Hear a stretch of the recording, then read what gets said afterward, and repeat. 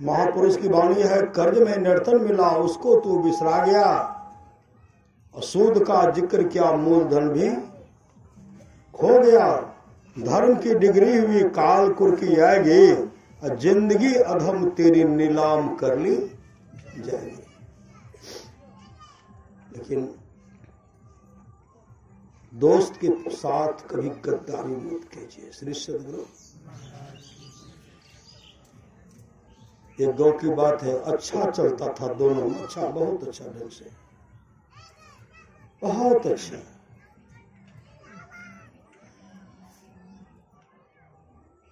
एक मित्र कहते हैं कल जो है हमको कोर्ट जाना, मतलब जमीन को बचाने के लिए हमको वहां जाना पड़ेगा, तो हमको आप 300 रुपया दे दिए। 300 रुपया श्री सदगुरु 300 रुपया हमको दे दीजिए। उस समय वो हाँ भर देते, ठीक है, जखनी जाए लगा उन्हें तखरिए ला ले, जखनी जाए लगा तखरिए ला ले। उस समय नहीं दिए। गांव के ही एक आदमी और उनका दामाद लेते जमीन, गांव का आदमी आए उनके पास, क्या कहते हैं, हाँ उनका पैसा नहीं दियो, उनका पैसा नहीं दियो,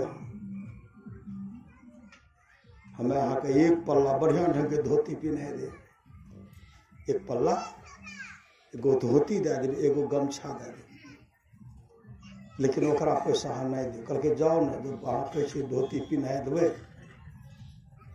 तो हम कोई चाल चलवे। एक पल्ला धोती एक गमछा में उनका विचारे बदल गया। शाम आए कहते पैसा दे दियो, सवेरे नहीं सुबह में आए बोले ले चल जाए, मधेपुरान जाए पड़ते बसुआ नहीं चल, नहीं आबू ने अहाँके तो घर न छियै। जैसे सुबह में पहुंचे, रुपया दियो ने जा रहल छियै, हाँ हाँ फलनी में, हाँ की कहे छियै, हाँ ही नहीं एले हिनका रुपया दे देतिए ने। ओ रुपया, हाँ रुपया तो शामे में ऊ ला लेलकै, वो शामे में ला लेलकै, वो नहीं ला लेलकै, अहों को तो हम बता देने रहिए, अहाँ ख्याल नहीं रहे कि कहलकै नहीं हमरा कहाँ ख्याल।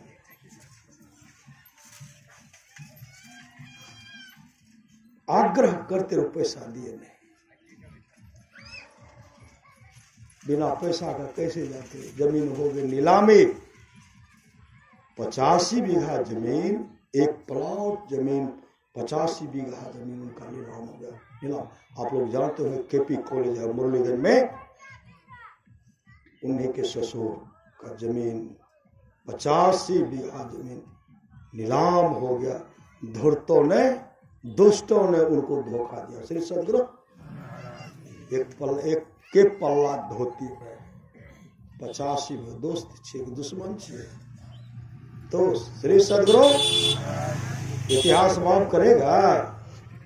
महापुरुष की वाणी है, आपको जो समय मिला है, आपको जो 100 रुपये पूंजी मिला है, उसको बचा लीजिए, नहीं तो नीलामी हो जाएगी। नीलामी श्री सदगुरु अभी आपका अधिकार है। अभी हम लोग अपने आप सोचते ना, जमीन तो हमारे छिए, बैंक में एते हमरा छे, ट्रैक्टर हमर छे, बोलेरो कौन कौन एरोप्लेन सबटा हमरे पास, हमरे छिए, लेकिन श्वास पर अधिकार है। श्वास पर सिर्फ आप श्वास ले सकते हैं, वापस आएगा कि नहीं आएगा कहना मुश्किल है।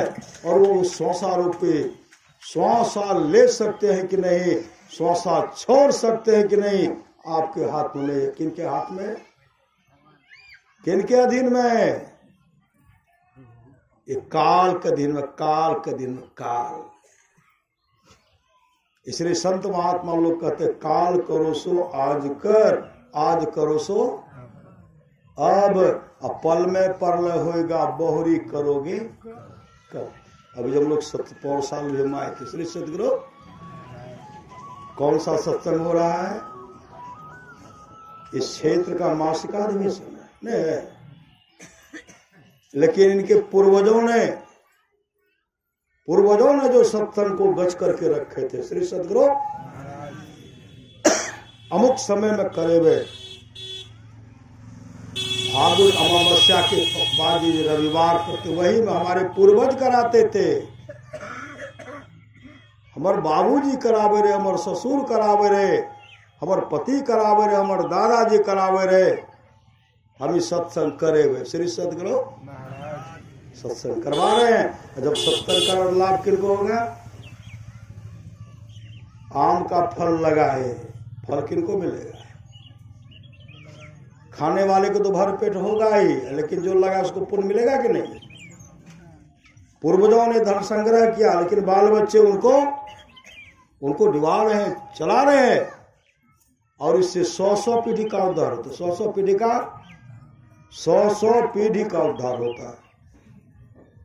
भगवान नरसिंह भक्त प्रहलाद से कहते हैं, प्रहलाद किसी भी कुल में मम भक्ता, मेरा एक भी भक्त अगर हो जाए 100 पीढ़ी को भक्त तारता, 100 भक्त 100 पीढ़ी को तार देता है।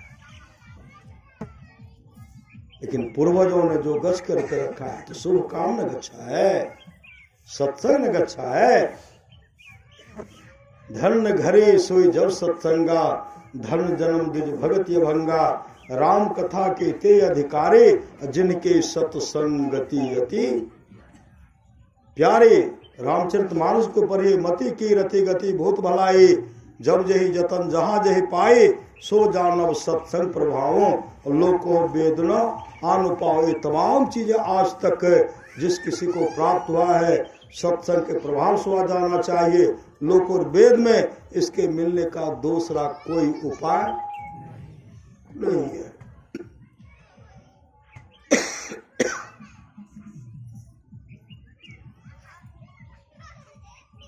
गोपीचंद बहुत सुंदर थे, बहुत सुंदर थे। एक तो सुंदर शरीर, स्नान करने का सुंदर व्यवस्था भी किए थे। क्या करते थे? रात में पानी में ढेर सारा गुलाब का पंखुड़ियां देते थे, और उसमें इत्र दे करके तब स्नान करते थे कि शरीर को मलने में कहीं खरोच नहीं लगे। श्री सदगुरु शरीर को मलने में खरोच नहीं लगे। मल करके स्नान कर रहे थे। मां छत पर से देख रहे थे। देखते देखते मां के आंख से आंसू टपक कर गोपीचंद के शरीर पर गिरा। आंसू गोपीचंद के शरीर पर गिरा। और गोपीचंद जब छत के ऊपर देखते तो मां रोड़ी। जैसे मां के आंख में आंसू गोपीचंद देखते दौड़ पड़े मां के पास और चरण में लिपट करके रोने लगे। मां क्यों रो रही?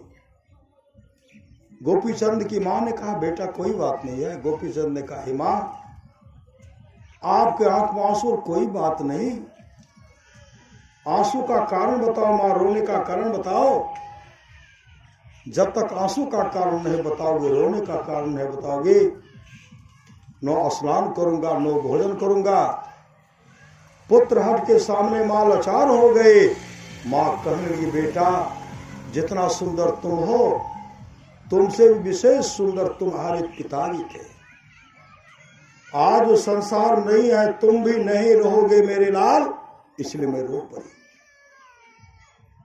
गोपीचंद ने कहा, मां इस शरीर को सार्थक करने के लिए कोई उपाय है? गोपीचंद की मां अमृत कलश भरे उपदेश अपने पुत्र गोपीचंद को सुनाने लगी। गुरु भी तुम्हें पुकार रहे हैं, कर लो नाम अमृत का पान। जन्म मरण से छुट्टी पाकर कर लो अपना चिर कल्याण। यह कंचन सी काया लेकर तू कब तक जी पाओगे। जैसे जैसे सब मरते हैं जग में, वैसे ही मर जाओगे। मरने से पहले सदगुरु से सदयुक्ति प्राप्त कर लो, अगर तब तुम गोपीचंद सरीखे बन जाओगे अजर अमर। माँ का उपदेश सुन करके गोपीचंद गुरु गोरखनाथ के पास गए। उनसे नाम दान भजन भेद लिए, भजन भेद लेकर के मुस्तैदी के साथ ध्यान भजन के। गुरुदेव की वाणी घटतम प्रकाश हो शब्द पर त्रय, जीव पर है छा रहे कर दृष्टि अर्जुन योग साधन, ये हटाना चाहिए इनके हटे माया हटेगी, प्रभु से होगी एकता फिर द्वैतता नहीं कुछ रहेगी, अस्मरण दृढ़ चाहिए। ये तीन तरह का जो पर्दा लगा हुआ ना, जब तक नहीं हटेगा तब तक काम नहीं बनेगा। एक दिन की बात है, गुरु गोपीचंद के गुरु गोरखनाथ जी कहते हैं, गोपीचंद अरे माँ से भिक्षा लेकर भिक्षा। जैसे माँ के पास आए, माँ मुझे भिक्षा दो, माँ कही बेटा पहले भिक्षा तो बाद में, भिक्षा के रूप में मैं 3 शिक्षा दे रही हूँ।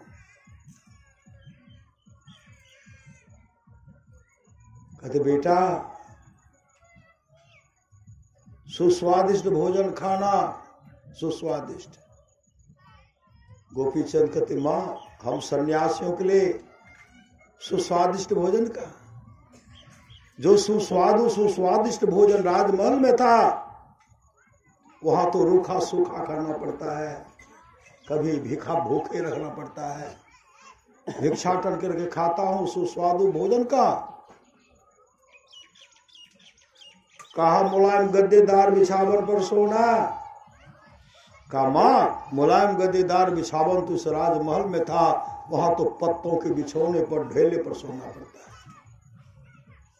मजबूत गढ़ में रहना, गोपीचंद का मां वह मजबूत गढ़ तो यही राजमहल था, वहां तो खुले मैदान जंगल में सोना पड़ता है।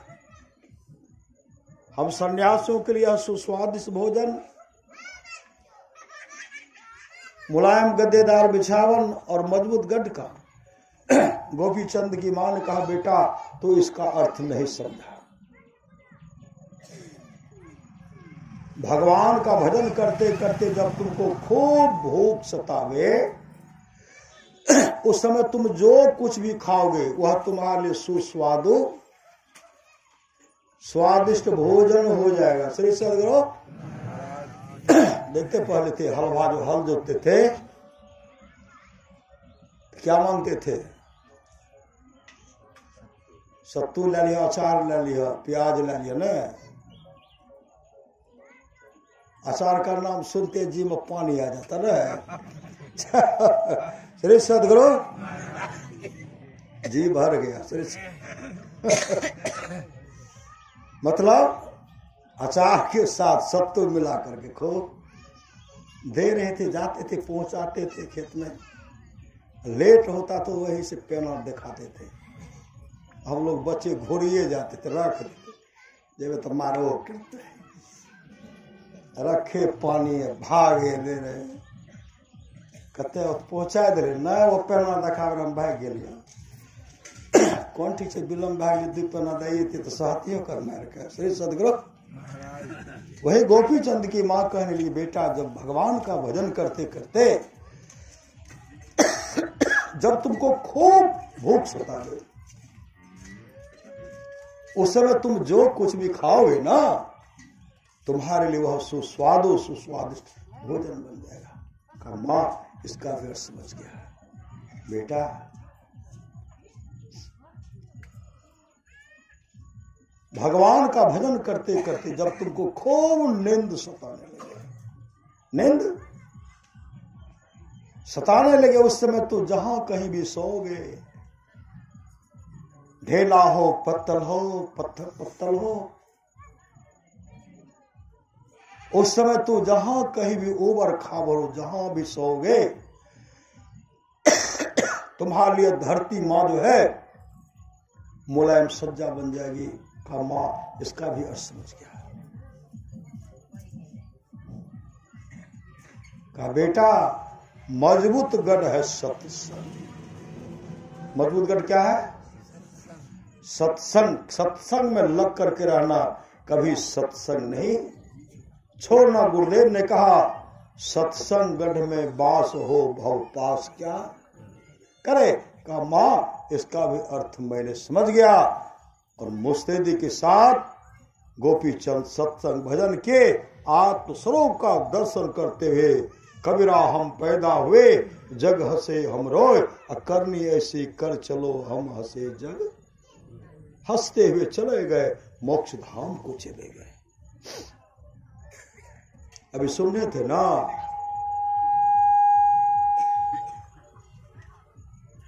सो धन धन प्रथम गति जाके, वह धन धन है जिसकी प्रथम गति अर्थात जो दान में लगता है वह धन। समय भी धन। भगवान कृष्ण की उंगली कट गई थी ना, आप लोग जानते हैं। श्री सदगुरु भगवान कृष्ण की उंगली कट गए थे। महारानी द्रौपदी कीमती वस्त्र को फाड़ करके भगवान कृष्ण की उंगली को बांध दिए थे। खून बहना बंद हो गया था। भगवान कृष्ण ने कहा जा रे बहन तुमको वस्त्र की कमी नहीं होगी। महारानी द्रौपदी कहनी भैया आप क्या बोल रहे हैं, मैं महारानी हूं। महारानी मुझे वस्त्र की कमी कभी हो सकती है। भगवान कृष्ण मुस्कुराते हुए कहते हैं जा रे पगली हमें पता है तुम्हें पता नहीं है, क्योंकि भगवान कृष्ण योगी थे।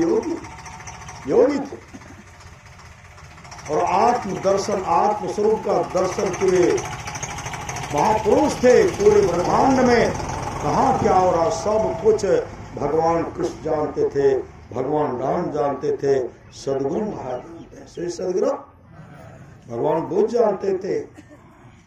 आदि आदि जो संत सदगुरु हैं जो अपने आत्म स्वरूप का दर्शन करे, पूरे ब्रह्मांड में कहाँ क्या हो सब कुछ जानते हैं।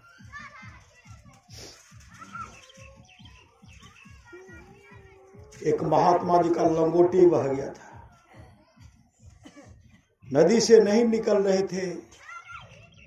सिपाही महात्मा जी को डांटते हैं, मंत्री भी डांटते, निकलिए महारानी द्रौपदी का स्नान करने का समय है। लेकिन महात्मा जी पानी में खड़े हैं। महारानी द्रौपदी समझ गई, लगता है कि बाबा का लंगोटी बह गया है। महारानी द्रौपदी साड़ी को फाड़ फाड़ करके वहां पहुंचा रही है। वो तो आंख बंद के महात्मा थे, सब साड़ी बह गया। महारानी द्रौपदी को बाबा ठीक से पकड़िए, इसके बाद मैं आपको साड़ी फाड़ करके नहीं दे सकती। अगर साड़ी फाड़ करके दूंगी तो मैं भी तो नहीं बच दूंगा। इस बार अच्छा से पकड़िए कि अच्छा से पकड़ा दिए। कोपिन लिए, वस्त्र लिए, कोपिन पहन करके निकले। उसी से वो महात्मा जी कहते जा रे बेटे तुमको वस्त्र की कभी कमी नहीं होगी, कभी कमी नहीं होगी। वहां भी द्रौपदी मुस्कुराती, मैं महारानी हूं। आने वाला समय आया जो वंश की धरोहर कुलवधू थी, दुराचार्यों ने दुर्योधन कहता है दुशासन द्रौपदी को घसीट करके लाओ। क्यों? इनके पति को जुआ में छल से हराया गया था, नहीं हरा था। जुआ खेलना क्या है? महापाप है कि पुण्य है? महापाप है। पत्नी को हार गए श्री सदगुरु। जब दुर्योधन ऐसे, युधिष्ठिर ऐसे धर्मात्मा, भीम ऐसे बलशाली, अर्जुन जैसे गांडीवधारी आदि आदि मिलकर के जुआ खेले, जुआ में पत्नी को हार गए। जब वो हार गए तो यहां भी जुआरी सब हारते श्री सदगुरु। लेकिन अभी का जुआरी बड़ा सजग है न, हारा तो चलिए दिया श्री सदगुरु। और वहां तो ऐसे ऐसे पास चाल चलाए थे दुष्टों ने, सब कुछ तो जीतिए लिए, उनके धर्म पत्नी को ही जो भारत की मर्यादा थी, भारत की बेटी थी, हस्तिनापुर की इज्जत थी, उसको भी दुष्टों ने नहीं छोड़ा, उसको भी जीत लिया। ऐसा दुर्दिन क्यों देखना पड़ा? सिर्फ जुआ के चलते। श्री सदगुरु परमाराज सुरमाज की वाणी है, जो निज घट रस चाहो तो अपने को 5 पाप से हरदम खूब बचाओ। हाय एक झूठ नशा है दूसर, तीसर नारी पर के हो, चौथी चोरी पंचम हिंसा, दिल से इन्हें अलगाहो। मैं ही सहजही इनसे बचन चाहो, तो गुरुपद टहल कमाओ। गुरुपद टहल मतलब, गुरु का टहल क्या है? सत्संग नितर ध्यान निसंलग्नता के साथ कीजिए, गुरु की आज्ञा का पालन कीजिए, कभी दुख का मुख नहीं देखना पड़ेगा। दुर्योधन ने कहा है, दुशासन द्रौपदी को घसीट करके लाओ। जैसे दुशासन पहुंचे, मां द्रौपदी कहने लगी, मैं अभी उस सभा में जाने के लायक नहीं। बाल पकड़ करके घसीट करके लाए। आप लोग जानते हैं, श्री सदगुरु घसीट करके लाए। उस सभा में गिड़गिड़ाती रह गए। कोई सिर को उठा करके नहीं देखते थे कोई देखने वाले, उस दुखियारनी मां का आंसू पोंछने वाले कोई। महापुरुष की वाणी देख लिया दुनिया का सारा नजारा, ना हम किसी के ना कोई हमारा। झूठी है दुनिया झूठी बातें, झूठी है प्रीति झूठी है रातें, झूठा है ये संसार सारा। देख लिया दुनिया का सारा नजारा, ना हम किसी के ना कोई हमारा। 2 दिन के साथी को साथी कहें क्या, 2 दिन के नाते को नाते कहें क्या। एक दिन तो जाना है जग से अकेला। झूठी है दुनिया झूठी बातें, झूठी है प्रीति झूठी है रातें, झूठा है संसार सारा। देख लिया दुनिया का सारा नजारा, ना हम किसी के ना कोई हमारा। महारानी द्रौपदी चीख रहे, चिल्ला रही है। उस माँ का, उस बहन का कोई आंसू पोंछने वाला, कोई भरोसा नहीं। संसार के लोगों पर भरोसा रखते हैं, पति को याद करते, पति को और देखते हैं, सब सिर को झुका लिए, भेम उठ करके खड़े हो गए। श्री सदगुरु दुर्योधन का भाई ने कहा है, अनुचित है, इस तरह नहीं करना चाहिए। 2 ही आवाज उठाए और सब सिर को, भेष पितामह सिर को नीचे कर लिए। कृपाचार्य द्रोणाचार्य आदि तमाम अपने सिर को नीचे कर लिए। तब सगे संबंधी को याद आते, कोई मददगार। तब एकाएक भगवान कृष्ण को याद करते हैं, और फिर पति पर भरोसा। भगवान कृष्ण उठ बैठ कर रहे हैं, भगवान कृष्ण उठ बैठ कर रहे हैं। मां रुक्मणी कहेंगी, प्रभु क्या किसी भक्त पर विपत्ति आ पड़ा कि जो आप उठ बैठ कर रहे? कहा ऐसा समझ, कौन? द्रौपदी है क्या? कहा तो आप जा क्यों नहीं रहे? आप जल्दी से तो जाइए। भगवान कृष्ण कहते, वहां जाने के लिए उठता हूं, जब मेरा आशा भरोसा रखते तो मैं उठता हूं, फिर दूसरे पर भरोसा रखते इसलिए मैं बैठ जाता हूं। मां रुक्मणी दौड़ करके द्वारिकापुरी से दौड़ करके मक्खी के रूप में, मक्खी बन करके इनके कान पर बैठ करके भनभनाती हुई कहती, द्रौपदी अरे गोविंद को भजो, गोविंद को भजो। उसी समय इनके मुख से निकलता है, अब लाज रखो गिरधारी। कहने भर का देर था, हाथ को ऊपर कर देते हैं, लेकिन भगवान कृष्ण को आने में देर हुआ। भगवान कृष्ण को आने में देर हुआ? देर नहीं हुआ। चीर खींचते खींचते दुशासन थक गए, लेकिन भारत की उस मां को, भारत की उस बहन को निवस्त्र नहीं कर पाए। क्यों? जिनके रक्षक केशो तिनको कौन अंदेशो। जिनके रक्षा करने वाले केशव हैं, गोविंद हैं, उनको कौन अंदेशो। इसलिए महापुरुष की वाणी है, आसरा ये करतार करक तो बीच मैदान में बांध ताटी रहेगा वही जो खलक पैदा किया, और सब होएगा खाक माटे। अमीर उमराव दिन 4 के पौने, घूमता है दरबार हाथे, कहत कमाल कबीर के बाल का।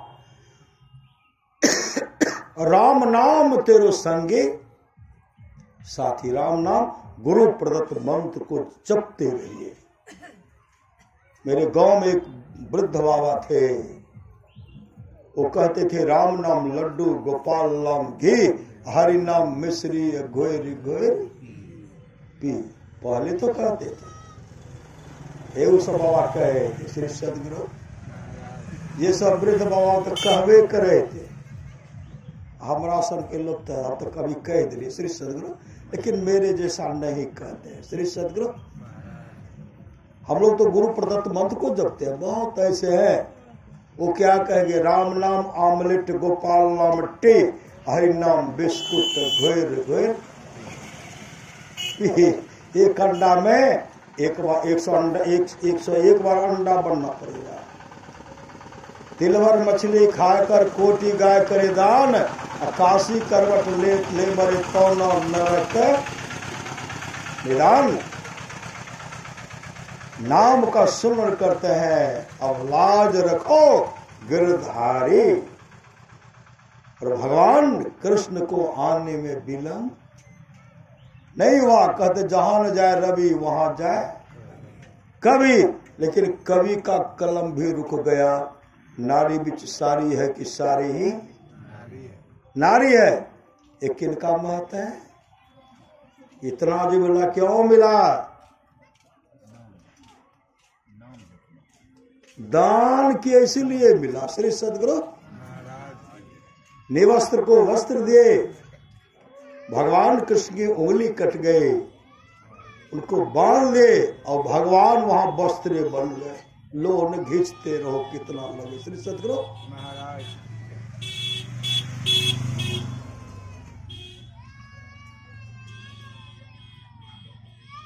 अभी पतिव्रता पर सुन रहे थे ना श्री सदगुरु। सांडली ने अपने कुष्ठ पति को गंधर्व के जैसे बना दिया, नहीं देगा। मां सावित्री ने अपने पति को जमरा से छीन लिए, नहीं छीने। श्री सदगुरु सच्ची घटना है। अभी सुन रहे थे, सो धन धन प्रथम गति, जाकी धन पुण्य रत मति सोई। पाकि वह धन धन है जिसकी प्रथम गति है, अर्थात जो दान में लगता है। दान, उस धन का बहुत बड़ा महत्व है, क्योंकि सब तो खाइए न रहे हैं। जो बैंक में जमा वही ना आपका है। श्री सदगुरु जिसको तिजोरी में बचा कर रखे वही ना आपका है, जिसको खाली आपका है। एक जगह गए हम, बैंक गए। श्री सदगुरु एक मास्टर साहब थे, सेवानिवृत्त शिक्षक। तो क्या कहते हैं, नूनू बाबू हमरा है भेड़ दहक, हमको पासबुक दिए। तो बाबूजी कते भरवे? 50,000 भेड़ दहक में 50,000 उनको भर दिए। अब भर दिए तो उनको दिए, तुरंत उनको दे दिए। नूनू बाबू कटा गिनने लगे। बाबूजी 50,000 ले ली। एक बूढ़ी मारे बगल में खड़ा, हमरो भेड़ दो नूनू बाबू। कली माता जी कते भरवा? कल के जितना ओकर भरलो उतने हमरो भेड़ दो। कल ओकर भरने रही 50,000, करके हमरो 50,000 भर न दो। एक लिए तो उसमें लिख दिए 50,000। पासबुक में देखते हैं तब कहलिए हेते न कर पैसा भर के दे दी सब दल। वहां जे पैसा दे छै देखबो करे हंसबो करे, हंस रहल छै जे के भर कहलकै हम ही भरलिए या कहलिए या कहलकै बोरी में कते उठेबो कहलकै 50,000। कहलकै बैंक में कते जमा छ कहलकै ने 15 दिन ले खाता खोल लिए। क्या टका कहलकै 50 टका खोल लिए। 50 टका खाता खोल लिए। कहलकै जमा कर लो 50 टका 50 टकिया खोकै छो 50,000। कहलकै हे जे छै ओकर भरलकै ने अब कहलिए हमरो भर देतो।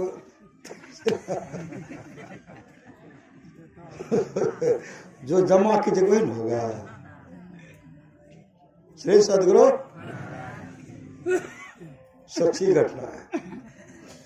इधर गंगा स्नान करने के लिए जाते हैं ना, बहुत आदमी कुंभ गए, जहां जहां श्रद्धा से जाते हैं लोग, बटेश्वर थान, महादेवपुर घाट, जहां जहां भागशाली सब जाते खूब स्नान करते हैं। श्री सदगुरु एक पति पत्नी कभी गंगा स्नान नहीं किए थे। क्यों नहीं करते थे? था पैसा वाला। जब वो गंगा स्नान करे कोई कुटुंब मिल गए तो खिलबे पड़ता। अपने कंजूस श्री सदगुरु एते कंजूस रहे ककरो खिलबे पड़ते। तो पति कह के खिलेबे तब न खेते, कल के पहुंच जेते तो नहीं देते। कल के सब निकल गए। कल के निकल गए तो रास्ता में कोई मिलता तब, अगर लटिया तो तब नहीं आरे आर जेबे। पति पत्नी विचार कर ललके तो कल के वो जे स्नान अथी दुकान में खरीदे जेबो तब की करबो। पत्नी करके खरीदे कथी जो 6 महीना के चूड़ा छै, 20 दिन के दही छै, ढक्कन नहीं छै। श्री सदगुरु ढक्कन नहीं छै तो केहन हेते दही सक सक सक सक। श्री सदगुरु कल के पत्ता केला के पत्ता है वो काट लिए आए वहां पहुंचे। गंगा का देखते सब एक जगह स्नान करे छे। कल के ओते ने जे फलना छे हेउ छे। आगे बढ़ गए बगल गए वो कौआ नहाय नहीं छे, चिड़िया लावे छे। कभी डना करके कभी वो ना करके स्नान कर, कभी यू देख पत्नियों देख रहा देह पर घुसते के दलदल में फंसता है। श्री सदगुरु ना कर ले तो चला भाग गए और जोर से भूखल किनार अले और पत्ता पर रख दिए और पत्तल पर रख करके चूड़ा जैसे रखते हैं, उधर से दही उस पर देने ही वाले थे। एक भिखारी पहुंच गए। देखो कि कोई नहीं, कहना चाहिए लाठी लेना, थोड़ा हमरो दे दी हो। पति पत्नी दोनों एक के नाम। श्री सदगुरु तो पति कहे जोगर की हम अखनी खैने चकरा दे छियै, थोड़ा दे दीजिए, वैसे कंटिन्यू दे देना। नहीं मिलते। उठ के चले गए वहां, फिर वहां पहुंच गए। थोड़ा कल के नहीं मानते, चलो घरे पकड़े। श्री सदगुरु उठा लिए, उठा करके जा रहे हैं और पीछे से भिखमंगो जा रहे। आगे बढ़ गए, अंत में कि भिखमंगा रुक गए। उधर गए, आंगन गए, बरामदा करके भूख जल्दी से लाग करके लान जल्दी से जैसे दिए न उस पर दही जैसे दिए तो हो गया पूरा जो पिल्लू सब का। तब तक था खाने वाला। तब तक भिखमंगा आबि गेले। पत्नी के छे एला जते कल के आबि गेले के छ कल के हम जा सुतब तो कही हमार पति बीमार पड़ गेले। जैसे गए न कहे थोड़ा दे दी, थोड़ा दैन दो। कल के तोरा खेनाइए से हमार पति बीमार पड़ गेले, बीमार पड़ गेले। हाँ भिखारी क्या किए कत करके जाए डॉक्टर को बुला के लाए। डॉक्टर को बुला करके लेके आ रहे थे, झोला लेकर के डॉक्टर साहब पीछे पीछे। और डॉक्टर साहब जे दवा लागते खूब बढ़िया से ठीक कर देने छे। ओकर पत्नी कहलकै डॉक्टर के लड़का आबै छे, कहलकै जब अयते तो कहियो हम कहियो कि तो काने लागियो कि हमर पति मर गेलै। जैसे वो आगे राते कहलकै कहाँ छे या डॉक्टर के लागे, कहलकै पति हमर मर गेलै। मर गए? हाँ। डॉक्टर साहब तब तक कहाँ बैठियो, आ पूरे गांव के लोग हम बोला दे छिए, बच्चा कर छोट से बाँस आर काटते जलावन व्यवस्था करते, अहों एगो लकड़ी दाइए के जेबे। डॉक्टर साहब बैठ गए, पूरे गांव के लोग को खबर कर दिए। पूरे गांव के लोग आ गए, बांस काट के शुरू, कोई बांस काट रहे हैं, फाड़ रहे हैं, कोई रसरी बना रहे हैं, ढूंढ रहे हैं। जलावन है, छोट बच्चा छे, कते से व्यवस्था कर, सब लोग जलावन और गोठा जमा कर दिए। ओकर पत्नी कहे द्वार पर तो ढेरी जलावन जमा भए गेल। कहलकै अब वो भावट समटा न, कहलकै तो अस्थिर रह, अखनी बहुत देखे। उसके बाद उसको उठा के ले गए, उस पर दे बत्ती और बनाए चचरी।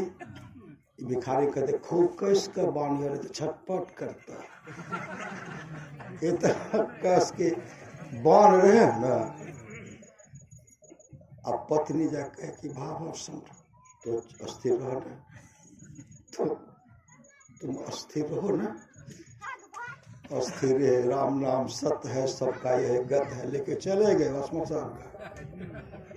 खाधार खून करके लकड़ी दे करके पूरे गांव के लोग सब लकड़ी को जमा करके उस पर सब कहते होकर बेटा बच्चा के छोट बच्चा रहे नुनू अग्निदान कर दो। लोग सब वो खूब काने।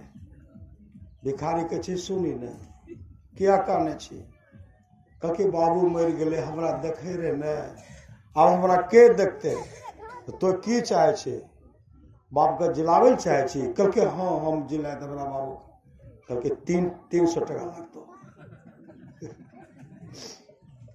कहके हमें जे छे ने हमें बेसी दवा हमरा के जिला दे, कहके लाख टका।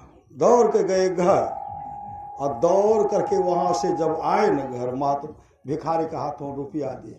कहके कत्ते छे, कहके तो मांग लो 300 में 11 गो नंबरी छो। 11 नंबरी ले लिए। कहे जिला दे, कहके हम नहीं जाए तो कहे बाबू भिखारी चल गए, भिख मंगा चल गए। वो निकल गए उधर, बाबू भिख मंगा चल गए, हड़बड़ा के चल गलो।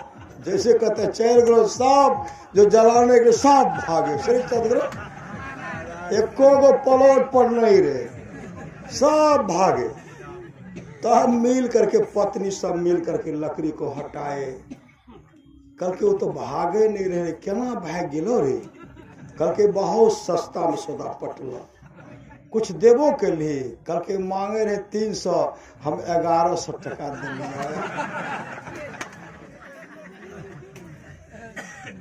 कल के तो जायत लगे, एक मुट्ठी चूरा खातिर हम इतने नाटक के लिए, अब तो 11 गो नंबर दे दिले। शोधन धन प्रथम गति, मतलब कंजूस मत बने। खाइए, खाइए भी, खाए तो खाइए, जमा करके रखना चाहिए। श्री सदगुरु खाए तो खाइए भी, दान भी कीजिए।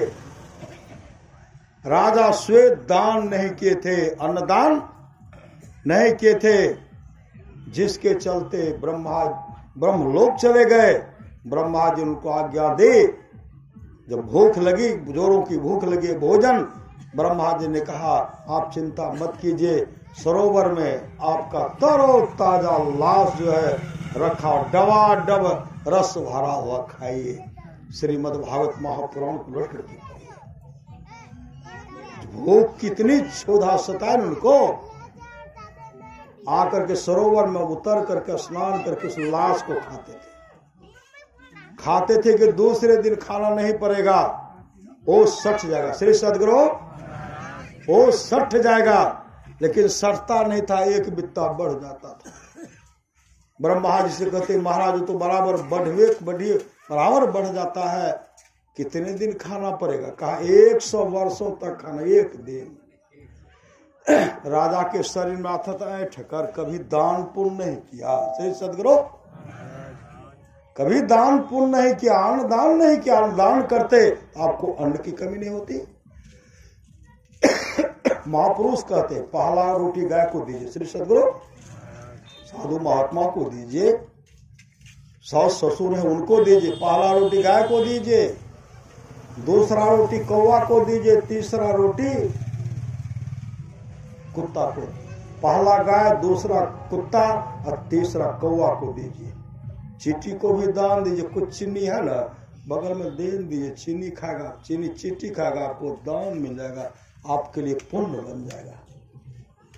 सो धन धन प्रथम गति जाके, धन पुण्य रत सो मति बाकी। आलसी का भी हरावजी लगता है। श्री सदगुरु एक आदमी कहते हैं पति पत्नी में झगड़ा बोले, हम खेबा 2 रोटी, 3 रोटी बनल है। श्री सदगुरु पति कहे हम खेबा 2 रोटी, पत्नी कहे हमें खेबा 2 रोटी, नहीं हमें 2 तो हमो 2, यहाँ बनले 3। श्री सदगुरु ऐसा हुआ है केना, सब खटवा से ले लिए, कई दिन हो गया। जे पहले बोलते वो एक खेते, जे नहीं बोलते 2टा खेते। इतना हराबजी लगता कई दिन हो गया। श्री सदगुरु कई दिन हो गया, घर में आग लग गया। श्री सदगुरु आप बोलते थे कि रोटी खेते हैं, हल्ला हो गया, घर में आग लग गई, लोग आए, अरे निकलो न, बोलवे नहीं करते थे। दोनों में कोई ना, अंतिम में सब लोग उनको उठा करके बगल कर दिए, बगल उठा कर दिया, घर जल के राख हो गया। अंत में की बोले तो कोई बोलवे न करे। जब सब बोलवाए तो पति करके कह दो खेते 2 रोटी हम अकेले खाए। श्री सदगुरु ऐसा मतलब घर जल रहा है, 1 रोटी, अरे आधे कहते थे, 3 गो आधा आधी 1.5 का। एक आदमी कल के मेरे घर में जो है ना 100 ग्राम घी जो है ना, मेरा पूर्व परददे छरददे वहीं से चल रहा है। 100 ग्राम घी से केना खाए छे। कल के हमरा 100 ग्राम घी 1 साल चले छे, दोसर कल के हमरा तो 6 महीना चले छे। एकटा कल के हमर परददो खेल के जस के तसे छे, से केना खाए। एकटा कल के एना के सिक्की दे के लगा के खाए रहे, तो 6 महीना 1 साल भर घुराए दे रहे, कुछ न कुछ करे रहे। कल के तोड़ के ना परददो खेल, कल के मुन्ना शीशी के मुन्ना लागले छे, रोटी दाल के बगल में सब्जी के बाद घुराए दे रहे। सत्य कहियो। श्री सदगुरु संत महात्मा लोग कहते खाए खोराका भूसा का, जमका बछड़ा पलता है, जम्बर जाती तोरे छाते, उससे क्यों नहीं डरता है। इसलिए धन की 3 गति है। पहला है दान, आप लोग जानते होंगे, सच्ची घटना है। काशी में देव वर्मा नाम का एक राजा था और बहुत सदाचारी रहा, बहुत सदाचारी रहा। देव वर्मा राजा प्रजा का अच्छा ढंग से भरण पोषण करते थे, अच्छा ढंग से। देव वर्मा राजा एक दिन जा रहे थे,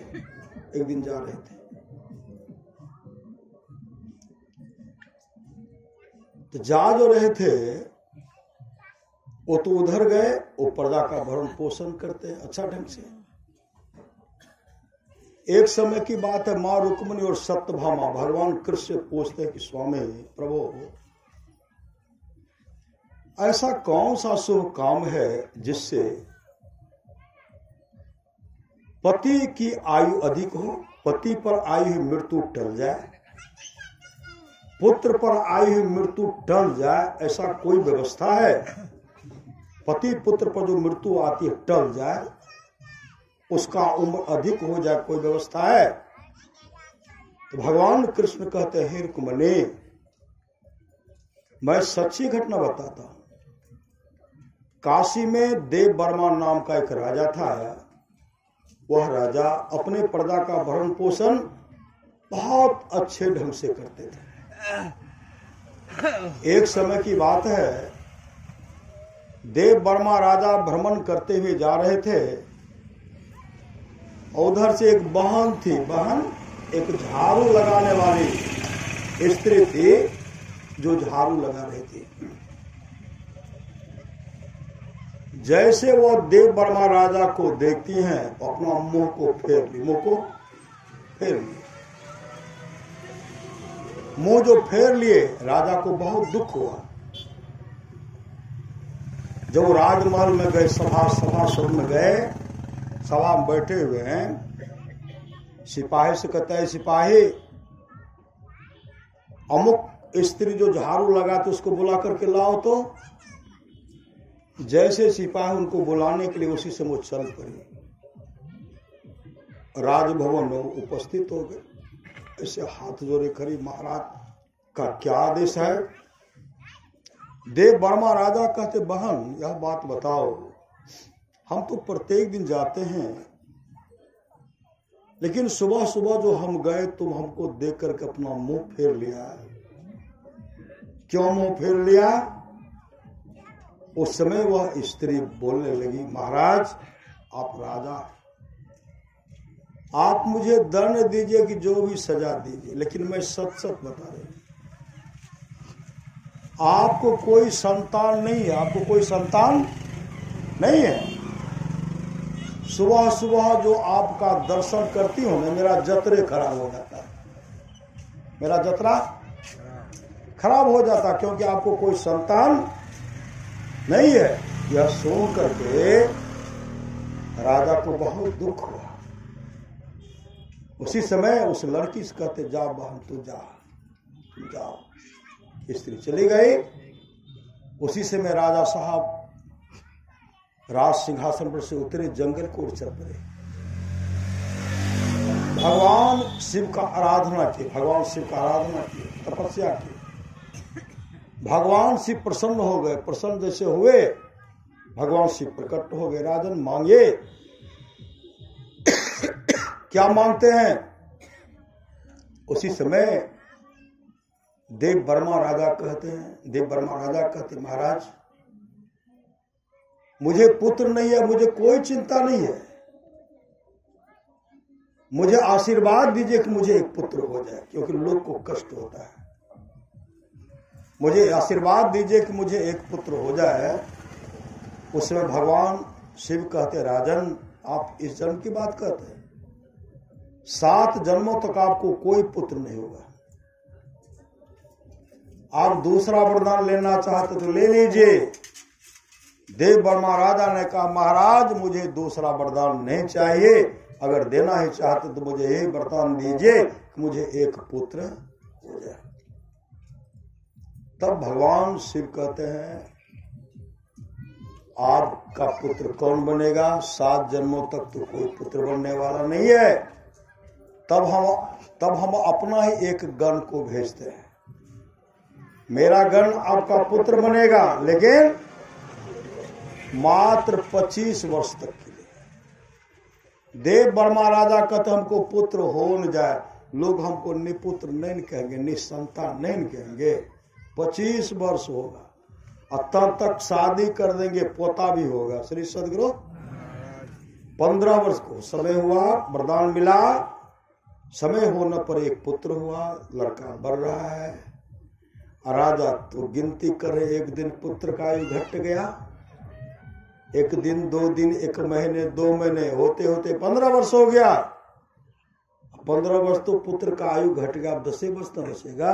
15 वर्ष की अवस्था में शादी कर दिए, लेकिन कोई संतान नहीं हुआ।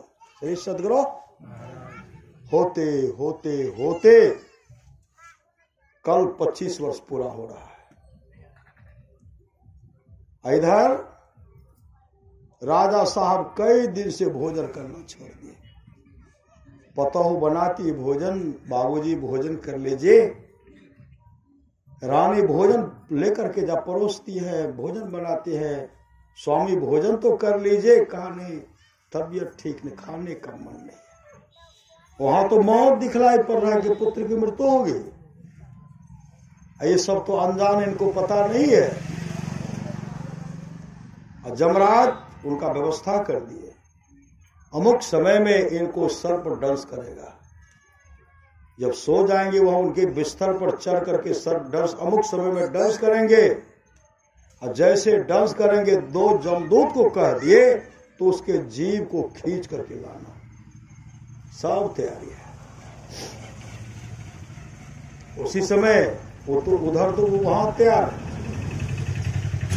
है। इधर राजा साहब के राज के अंदरे में एक भिखारी था।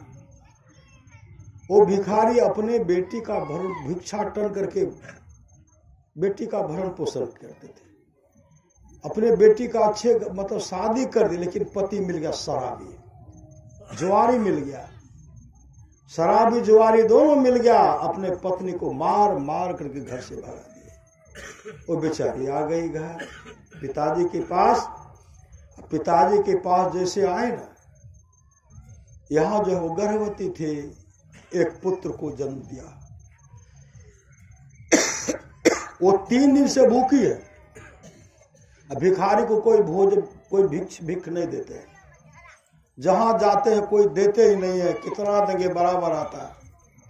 उस दिन वह लड़की अपने पिताजी से कहते, बाबूजी आज अगर मुझे भोजन नहीं मिलेगा, भोजन नहीं खाऊंगे, भोजन नहीं मिला तो अपने पुत्र को ही खा दूंगे। मतलब भूख की क्षुधा, मेरी पेट की आग जो जल रहे, वो भोजन चाहिए। भिखारी रोने लगे आंसू बहाते हुए। कभी राजा के पास नहीं जाते थे, राजमहल में प्रवेश कर गए। जैसे प्रवेश करते हैं, माँ मुझे थोड़ा भिक्षा दो। उधर से राजा साहब की पतोह अपने सास से, माँ जी बाबूजी तो भोजन नहीं किए हैं, बाबूजी के लिए भोजन परोसी हो। 56 प्रकार का सुस्वादिष्ट भोजन व्यंजन है, इन्हीं को दे दीजिए। और जब बाबूजी भोजन करेंगे तुम्हें बना करके ला के दे दो, फिर बना दूंगी। उसी समय वो भोजन दिए। भोजन लेकर के जैसे वो गए, अपने बेटी को देते हैं। बेटी तो भोजन को देख करके प्रसन्न हो गए। उसमें से पहले भोजन निकाल करके पिताजी के लिए रख दिए। बाबूजी आप खा लीजिए। उनके पिताजी, नहीं बेटी तुम कई दिन से, तुम भी भूखी हो, पहले तुम भरपेट खा लो, हम कहीं जाकर के फिर भिक्षा खा। नहीं बाबूजी, उनके लिए निकाल कर रख दिए। जैसे निकाल करके रखते हैं, भोजन जैसे करते हैं, भोजन करते आह निकलता है। मतलब हे प्रभु, हे ईश्वर, जिन मां ने यह भोजन दिया है उनके पुत्र की आयु बढ़ा देना। हे प्रभु, उनके पुत्र की आयु बढ़ा देना। हे ईश्वर, जिन बहन ने यह भोजन दिया है उन बहन के सुहाग का रक्षा कर देना, उन बहन को सुहागवती बना देना। इस तरह का जो आह निकला, समय आ गया। दोनों जमदूत वहां खड़े हैं और सर्प तो चढ़ गए, तीव्र गति से चढ़े। अब एक बित्ता आगे बढ़ेंगे तब दंश करेंगे। उनके पास शक्ति नहीं है, एक बित्ता का एक तिल भी बढ़ने की सामर्थ्य है अब उस सर्प में नहीं है। जमदूत कहते जल्दी से डांस करो, इसको हम लाएंगे। उस सर्प कहते हमारे पास शक्ति नहीं है, एक तिल भी आगे नहीं बढ़ सकते हैं, इनको हम डांस कैसे करेंगे। होते होते समय टल गया। जमदूत गए जमराज के पास, कहते महाराज वह जो सर्प गया वो डांस नहीं करता है। जमराज आकर के कहा डांस तो करो। कहा महाराज एक तिल भी हम आगे नहीं बढ़ सकते। उसी समय जमराज भगवान शिव के पास गए, प्रभु काल देवता तो आप न है, मृत्यु दंड देने वाले आप न है, आपके आदेश के आज्ञा के अनुसार हम चलते हैं। लेकिन मेरा जो है जमदूत खींच करके लाता नहीं है, सर्प उनको डंक से नहीं करता है। उसी से भगवान शिव कहते हैं समय कहा, समय तो बहुत टल गया। कहते जब समय टलिए गया तो हम दोनों मिल करके उसका उम्र 110 वर्ष कर दे। श्री सदगुरु दोनों मिल करके उसका उम्र 110 वर्ष कर दिए। श्री सदगुरु मृत्यु टल गई। जो बात दवा से हो सकी वो बात दवा से होती है। कामिल मुर्शिद मिल जाए तो बात खुदा से होती है। इसलिए श्रद्धा प्रेम से सत्संग नित्य और ध्यान नित्य कीजिए। राम ही सुमिरिए गाइए, राम ही उस मंत्र को जपते रहिए। गुरुधन्य है, गुरुधन्य है, गुरुधन्य है दाता दयाल, दया करे ओ गुण हरे, दे टाल भव जंजाल।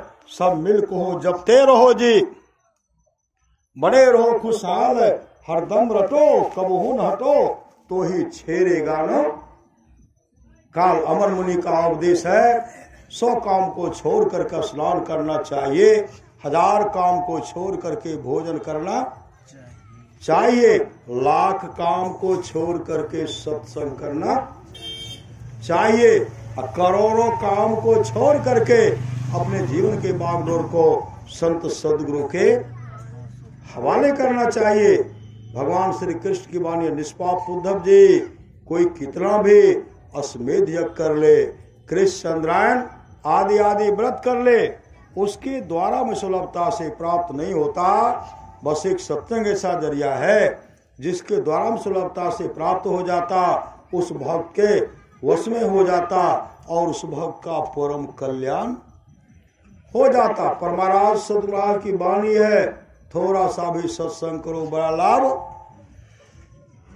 होता है। कौन कौन किनको किनको लाभ हुआ?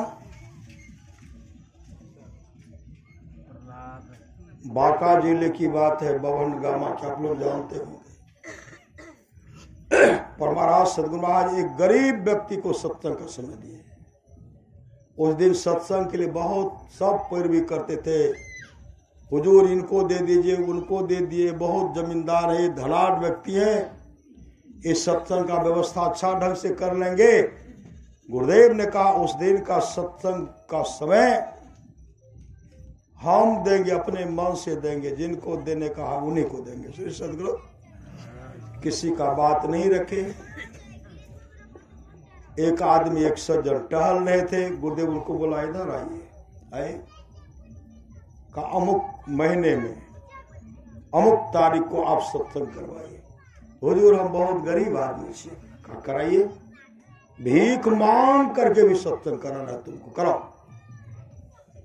सब उन्हीं को समय मिला। श्री सदगुरु सब देख रहे हैं, बड़े बड़े को नहीं मिला, एक गरीब को मिल गया सत्संग का समय, उनको दिए। जब घर गए व्यवस्था में लग गए, गांव के सत्संगी को कहते हैं गुरुदेव हमको सत्संग का समय दिए। तो सत्संगी सब कहते हैं गरीब का कहो गुरुदेव सत्संग के समय दे सके। कोई उनके वचन पर विश्वास नहीं किया। वो सत्संग का चंदा संग्रह करने लगे, गांव के लोगों को मदद नहीं कर रहे हैं। एकरा गुरु महाराज सत्संग के समय दे। दूसरे गांव से व्यवस्था कर लिए। जब पंडाल बनने लगा ना, आज में पंडाल बना श्री सदगुरु, जब पंडाल बनने लगा, गांव के सत्संगी के मन में हुआ कि गुरुदेव नहीं आवेंगे, लेकिन कुप्पा घाट से कोई बाबा अवश्य आएंगे, तो हम लोगों को भी जाना चाहिए। वो सब आना प्रारंभ कर दिए, वो मदद करने लगे। जब सत्संग कल से शुरू होगा, श्री सदगुरु आज तक पूरा खुशहाली है, पंडाल बन करके तैयार हो गया। कल सुबह में सत्संग प्रारंभ होगा। कल गुरुदेव आएंगे। सुबह जैसे हुआ सत्संग का समय खड़ा हुआ कि चलिए मौज हुआ, खबर कर दी गुरुदेव की दोपहर से करेंगे। सुबह में उनका लड़का का मृत्यु हो गया। लड़का की जब मृत्यु हो गई जार बेजार रो रहे हैं। तब तक गुरुदेव पहुंच गए। गुरुदेव तब तक पहुंच गए, बच्चे को घर से बाहर भी नहीं कर पाए, पट बच्चे को घर के दो में रख दिए। और जो भी अनभेदी थे वो सब आए, कहते हैं तोरा सत्संग नहीं धारे सब बच्चे देखो ना, सत्संग को लौटाए दो तक नहीं हम सत्संग नहीं लौटा सके। श्री सदगुरु बच्चे को जहां जाना चला गया, लेकिन मेरा सत्संग नहीं गुजरेगा, नहीं जाएगा। बच्चे को घर के दोग में रख दिए, कपड़ा से ढक दिए। गुरुदेव मंचासीन हो गए। जैसे सत्संग प्रारंभ हुआ, गुरुदेव प्रवचन कर रहे हैं। गृहपति बैठ करके धारा पर आंसू बहा रहे। गुरुदेव को देख कर आंसू बहा रहे हैं, धारा पर आंसू बहा रो रहे हैं। गुरुदेव कहते सत्संग कराने बहुत खर्चा होता है, सत्संग कराने बहुत खर्चा होता है, भोज भंडारा करना पड़ता है, समय ले लेता भी रोता है।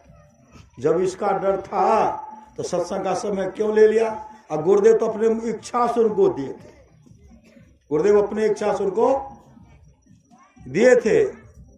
सत्संग का समय ले लेता भी रोता है, गृहपति कुछ नहीं बोलते। फिर गुरुदेव कई बार कहे रोता है भी, फिर गुरुदेव कहते हैं लगता इस तरह रो रहा है कि उसका बेटा मर गया। उसी से उठकर खड़े हुए, हाँ हाँ हाँ मेरा बेटा मर गया, हाँ मेरा बेटा मर गया। उसमें कुछ गुरुदेव कहते हैं ये क्या बोल रहे हैं? उस सत्संग बैठे हुए सज्जन कहते हैं हाँ हुजूर, एक छोटा सा लड़का है, वो लड़का की मृत्यु भाग ले। गुरुदेव कहते कहाँ से बच्चा आयो? सब कहते हुजूर घर में गली में कोठी के दोग में रखा। गुरुदेव उसी समय मंच पर से उतर गए, एक फूल लेकर के जैसे आगे बढ़ते हैं, कहते हम भी एक फूल चढ़ा देते हैं। बच्चे की दादी छेक ली, हुजूर अहा नहीं जइयो, अहा छुआए जेवे, छुआए जेवे। गुरुदेव कहते हैं जब बच्चा जीवित रहता है उसके माता पिता कहाँ से कहाँ रखते हैं, बच्चे की मृत्यु होती है वहां जाने के बाद छुआ जाता है, मैं भी एक फूल चढ़ा देता हूं। दौड़ वहां जैसे गुरुदेव वहां पहुंचे, दुखियारनी बगल में रो रही थी। गुरुदेव बच्चे पर फूल रखते हैं और बच्चे की मां से कहते हैं बच्चे को उठाओ और दूध पिलाओ। दुखियारी तो बगल में रो रही थी, दौड़ पड़ी, बच्चे को उठाती, बच्चा रोने लगता है, दूध पिलाती है, बच्चा दूध पीने लगता है। जो सत्संगी थे वो कहते श्री सदगुरु महाराज की जय। जो सत्संगी नहीं थे, अनभेदी थे, वो कहते मैं ही बाबा की जय, मैं ही बाबा की जय, मैं ही बाबा की जय। तब उनका नामकरण किए, उनका नामकरण किए रामकुंड मंडल। रामकुंड मंडल कितने वर्ष जीवित रहे? 95 वर्ष तक, 95 वर्ष तक। ये सत्संग का फल है। जो बात दुआ से हो, जो बात दवा से हो सके वो बात दुआ से होती है। कामिल मुर्शिद मिल जाए तो बात खुदा से होती है। अगर जीवन में सामर्थ्यवान सदगुरु मिल जाता है तो बात खुदा से होती है। मतलब गिरजा संत समागम समन लाभ को छुआन, अभिनो हरि कृपा न हो सो गावे वेद पुराना। आप लोग जानते मुरादाबाद में धर्म घरी सोई जब सत संगा, मुरादाबाद में श्मशान घाट में बाबा देवी साहब सत्संग कर रहे थे। वो सत्संग किए तो एक युवक की मृत्यु हो गई। वो श्मशान घाट लेके चले गए, चिता रच दिए, उस पर लकड़ी दे दिए और उस पर उसको दे रहे थे, उठा करके लाश को उठा करके दे रहे। अब हम लोग जला के जाएंगे। बाबा देवी साहब कहते अभी ठहर जाओ, अभी रुको। वहां से खबर भेजते रुक जाओ। धीरे धीरे विलम्ब हो रहा था, फिर कहते नहीं आप जला के जेबे। बाबा देवी साहब कहते अभी रुक जाओ। रुक गए। अंत में कहते हम नहीं रुकवे, हम लोग नहीं रुकेंगे, हम इनको सत्संग करना तो करे, हम लोग जला के जाएंगे। जैसे सब जब वहां गए, न हम लोग जला के जेबे, बाबा देवी साहब एक छड़ी लिए दौड़े खदेड़े, भागते हो कि नहीं। सब जो गए थे बाराती, सब ने बाराती जैसे जलाने के लिए साथ गए थे, सब भागे। अब भागते हो कि नहीं, सब तो भागवे किए, लाश जो था वह भी भागे। श्री सदगुरु लाश भी भागे, सब दौड़ है, पीछे देख रहे भूत बोया से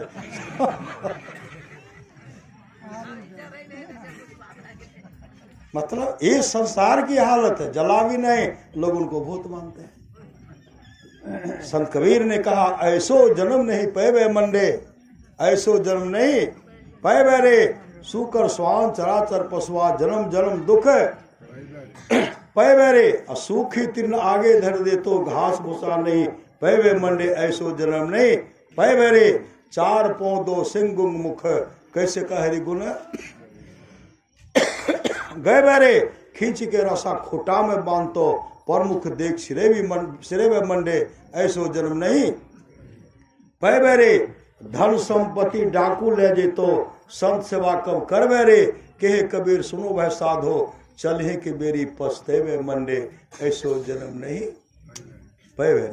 थोड़ा उधर से भी राय ले लीजिए, श्री सदगुरु उधर से भी विचार लीजिए, क्योंकि समय गया फिरता नहीं, झट ही करो निज काम, जो बीता सो बीतिया, अभो गोहो गुरु नाम, संत मता बिन गति नहीं, सुनो सकल दे कान, जाओ चाहो उद्धार को बनो संत संतान, में ही भेद यह संत मता कर गाय, और सबको दियो सुनाए,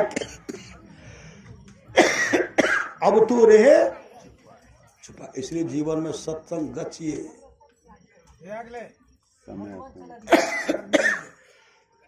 श्री सदगुरु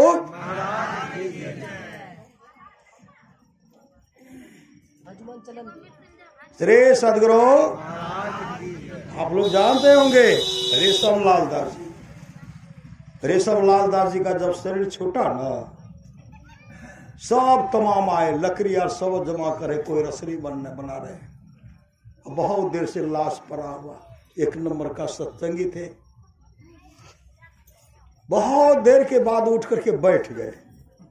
सब कहते हम तय ले तोरा एतक जमा कल के यहाँ की मृत्यु भैल के सब लकड़ी और बत्ती और बना रहे। कल कहो हमरा तो दूटा जमदूत पकड़ कर ला गए जमराज के पास।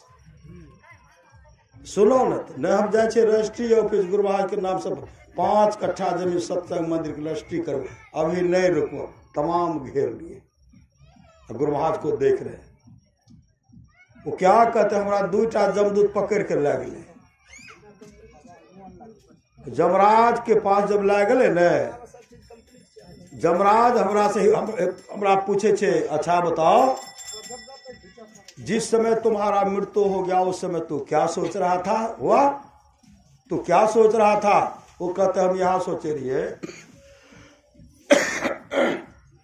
कल जब सुबह थे न, गुरु महाराज के नाम से 5 कट्ठा जमीन सत्संग भवन की रजिस्ट्री करवे, सत्संग भवन घर बने। यही सोच रहे थे, हमको यही दोनों पकड़ के दोनों कर जमदूत। जमराज कहते मरने के समय सोच रहा था, पहले क्यों नहीं सोचा?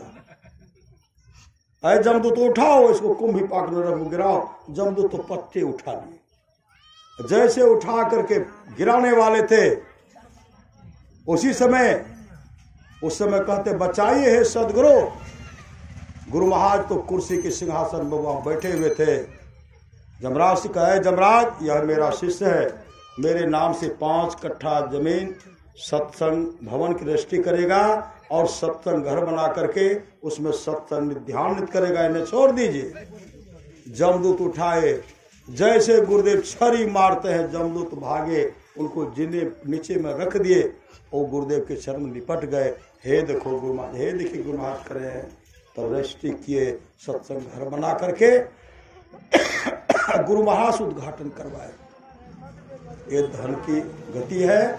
जो जो यहाँ दान किए, सत्संग मंदिर में दान के सत्संग भवन को सजाए, सब भगवान बुद्ध के सबके लिए सुंदर सुंदर भवन बन करके तैयार। इसलिए शुभ काम कीजिए। यह जो है इनके लिए तो वार्षिक सत्संग हो गया, लेकिन क्षेत्र के लिए मासिका सत्संग ऐसे समय करते रहिए। उत्साह के साथ सब कीजिए, सत्संग कीजिए, कराइए, जीवन मंगलमय होगा। बोलिए प्रेम से श्री सद्गुरु महाराज की जय।